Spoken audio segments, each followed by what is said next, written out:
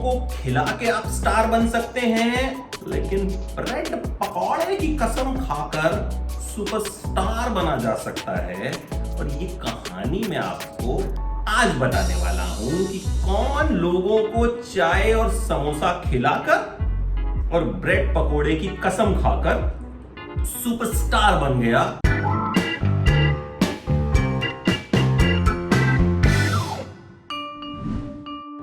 जब से रणवीर सिंह ने होश संभाला था ना, तो एक ही बात जहन में थी कि बनूंगा तो हीरो।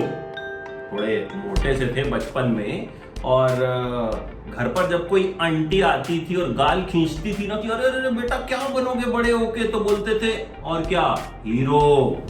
वो भी देखते थे कि अच्छा बेटा मोटू हीरो बनेगा, कोई बात नहीं, बन बेटा बन। ये शौक रणवीर को चढ़ा उनकी दादी की वजह से। दादी रणवीर को वीसीआर पर अमिताभ बच्चन की फिल्में दिखाया करती थी। वो बोलती थी बेटा ऐसा ही बनना है, बिल्कुल शहंशाह अजूबा सब। रणवीर सिंह ने फिल्में देखी और ठान लिया कि भाई बनना है तो हीरो और कुछ नहीं। अब भाई हीरो बनना है तो डांस वांस तो आना चाहिए, परफॉर्मेंस तो आनी चाहिए। तो पहली परफॉर्मेंस जो रणवीर सिंह ने दी वो 8 साल की उम्र में दी। फिल्म का नाम था हम और गाना था जुम्मा चुम्मा। घर के बगीचे में दादी ने कहा बेटा नाचो, और दादी का पोता हो गया शुरू।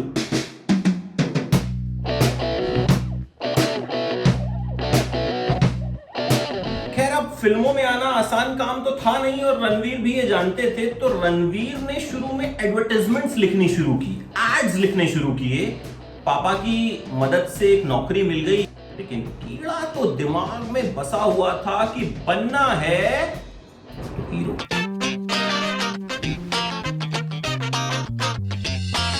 इसके बाद रणवीर अमेरिका चले गए एडवर्टाइजिंग का कोर्स करने, और लगे हाथ उन्होंने सोचा कि भाई एक्टिंग का भी कोर्स कर लेता हूं। लेकिन वहां सिर्फ एक क्लास में एक ही सीट बची थी। क्या करते, गए तो जो टीचर थे उन्होंने कहा कि भाई सब लोग जो हैं वो कुछ ना कुछ जो है परफॉर्म करेंगे। अब रणवीर सिंह की जब बारी आई तो गए अंग्रेजों के बीच में।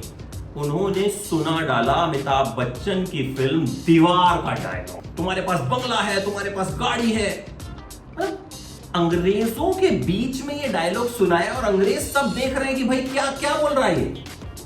लेकिन बंदे में कन्विक्शन जबरदस्त थी।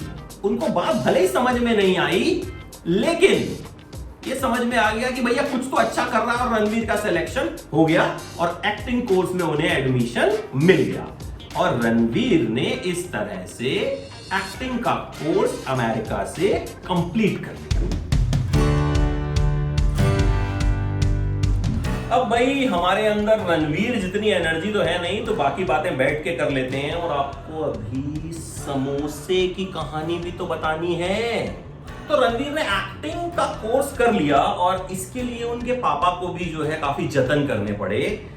उनके पापा को अपना घर बेचना पड़ा, गाड़ी बेचनी पड़ी, उन्होंने बस तक से ट्रेवल किया क्योंकि पैसे नहीं थे ज्यादा। खैर रणवीर जब स्ट्रगल करके आए और उन्होंने फिर अपना पोर्टफोलियो बनवाया, और पापा ने उसमें भी बहुत मदद की। रणवीर हर चीज जो है ना वो टॉप नॉच करना चाहते थे कि मेरा पोर्टफोलियो बने तो शानदार, जो फोटोग्राफर हो शानदार, प्रिंटिंग भी जो हो टॉप क्वालिटी की होनी चाहिए। और एक प्रिंटर से कांटेक्ट किया जो रणवीर के पापा के दोस्त थे। उस प्रिंटर ने कहा कि भाई देखो तुम डिस्काउंट भी मांग रहे हो, तो तुम एक काम करो, रात 12 बजे से लेके 8 बजे तक तुम जो है अपनी प्रिंटिंग करवा लो और यहां बैठो। तो रणवीर रात में 12 बजे से लेकर और 8 बजे तक वहां बैठा करते थे, प्रिंट्स निकलवाया करते थे। खैर स्ट्रगल अभी जारी था, काम कुछ मिल नहीं रहा था। तो ऐसे में रणवीर ने एक थिएटर ग्रुप भी ज्वाइन किया। उस थिएटर ग्रुप में रणवीर चाहते थे कि रिहर्सल्स जो हैं उनमें उन्हें काम करने का मौका मिले, उन्हें देखने का मौका मिले, लेकिन कोई इंटरेस्ट नहीं लेता था। सबको लगता था कि ये तो नया बच्चा है। तो रणवीर ने क्या किया, वहां पर जो एक्टर रिहर्सल करते थे ना, उन्हें चाय और समोसे देना शुरू किया, सिर्फ इसलिए कि उन्हें थिएटर में कोई छोटा मोटा सा रोल करने को मिल जाए। और इस वजह से किस्मत भी खुली, उन्हें एक लाइन का रोल जो है वो दिया गया। लेकिन रणवीर वो एक लाइन में भी उन्होंने 8-10 लाइनें जो है कह डाली और सब लोग जो है वो काफी इंप्रेस भी हुए। अब रणवीर को फिल्में तो भी नहीं मिली थी, तो उन्होंने असिस्टेंट डायरेक्टर के तौर पर काम करना शुरू कर दिया। उनके दोस्त शाद अली थे, शाद अली ने उनसे कहा कि भाई आप आ जाइए, असिस्टेंट डायरेक्टर का काम कीजिए। रणवीर गए और 1.5 साल तक वो काम किया, लेकिन बहुत मेहनत का काम था, 24-24 घंटे काम करना पड़ता था। और रणवीर का वजन बढ़ने लगा। रणवीर को लगा कि भाई ऐसे में तो मैं हीरो तो बन नहीं पाऊंगा, तो उन्होंने वो काम छोड़ दिया। देखिए, रणवीर की एक दोस्त थी शानू, जो रणवीर के साथ ही स्ट्रगल किया करती थी। वो यशराज फिल्म की कास्टिंग डायरेक्टर बन गई और रणवीर ने उन्हें भी अपना पोर्टफोलियो भेज दिया। बोला प्लीज प्लीज प्लीज देख लियो यार, किसी को तो दिखा दियो, आदित्य चोपड़ा को दिखा दियो, किसी को भी दिखा दियो। तो उसने कहा अच्छा चल ठीक है ठीक है। एक दिन रणवीर डेट पे थे अपनी गर्लफ्रेंड के साथ। अब गर्लफ्रेंड कौन सी ये मत पूछिएगा, क्योंकि बहुत रही कि अब दीपिका पादुकोण के साथ सेटल हैं। तो डेट पे थे तो कॉल्स पे कॉल्स आ रहे थे शानू के, भाई साहब ने फोन उठा नहीं रहे थे, रोमांस चल रहा था। इतने में रणवीर के फोन पर एक मैसेज आया शानू का, और उसमें 2 शब्द लिखे हुए थे। वो 2 शब्द थे आदित्य चोपड़ा। सुनते ही रणवीर उछल पड़े, तुरंत फोन मिलाया। पहले तो शानू ने डांटा कि मैं तेरे को फोन कर रही हूं और तुझे इतनी फुर्सत नहीं है कि तू फोन उठा ले, वैसे तुझे काम चाहिए। उसने कहा अरे भाई अब तू बता दे क्या चाह रही है। उन्होंने कहा कि आदित्य चोपड़ा तुमसे मिलना चाहते हैं। रणवीर को तो विश्वास ही नहीं हुआ। बोला वो तो नए लोगों को लॉन्च करते ही नहीं है, वो तो स्टार्स को लेते हैं। बोला नहीं, वो फिल्म बना रहे हैं बैंड बाजा बारात और उसमें नए लड़के को लेना चाहते हैं। रणवीर ने पहला ऑडिशन दिया जो बहुत अच्छा गया, तो भाई साहब को लगा कि भाई मैं तो फट्टे चक दूंगा। लेकिन उसके बाद के जो ऑडिशंस हुए ना वो अच्छे नहीं थे। तो ऐसे में ऑडिशंस चल ही रहे थे कि रणवीर कमरे में बैठे हुए थे, तो उन्होंने देखा कमरे में किसी शख्स की एंट्री हुई। उन्होंने देखा तो सामने साक्षात आदित्य चोपड़ा। रणवीर एकदम हैरान से हो गए कि आदित्य चोपड़ा। उन्होंने आदित्य चोपड़ा ने कहा क्या कर रहे हो भाई, तुम पहला ऑडिशन तुमने इतना अच्छा दिया और अब तुम क्या कूड़ा कर रहे हो तुम ये। देखो एक चांस और दे रहा हूं। आदित्य चोपड़ा ने कहा ये अच्छा हुआ तो फिल्म तुम्हें मिल जाएगी। रणवीर ने वो ऑडिशन दिया, सेलेक्ट हुए और आदित्य चोपड़ा ने कहा कि तुम लंबी रेस के घोड़े हो।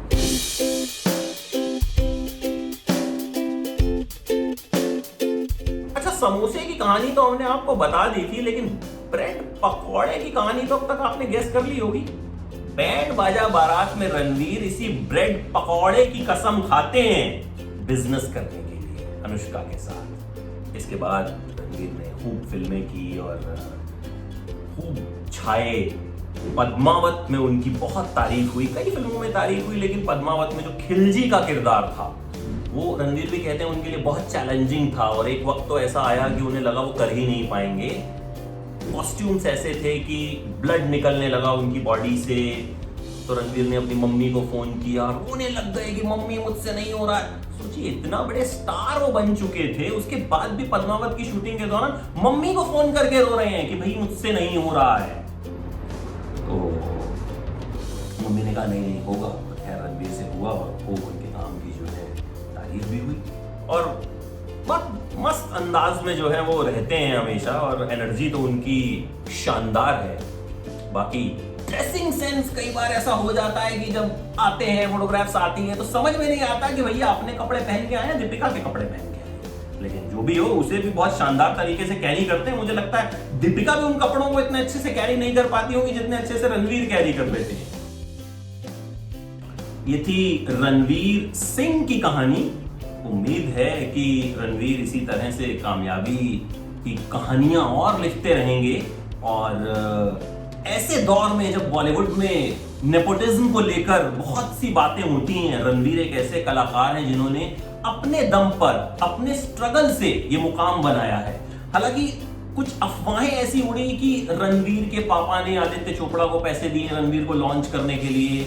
रणवीर इन अफवाहों से जो है बहुत दुखी भी हुए थे। क्योंकि जो शख्स अपनी मेहनत के दम पर आगे बढ़ता है वो इस तरह की बातों से परेशान होता ही है।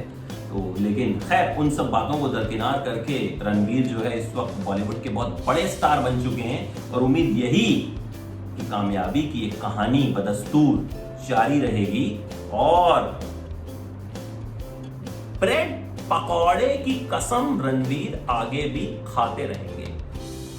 ये है एबीपी न्यूज, आपको रखे आगे।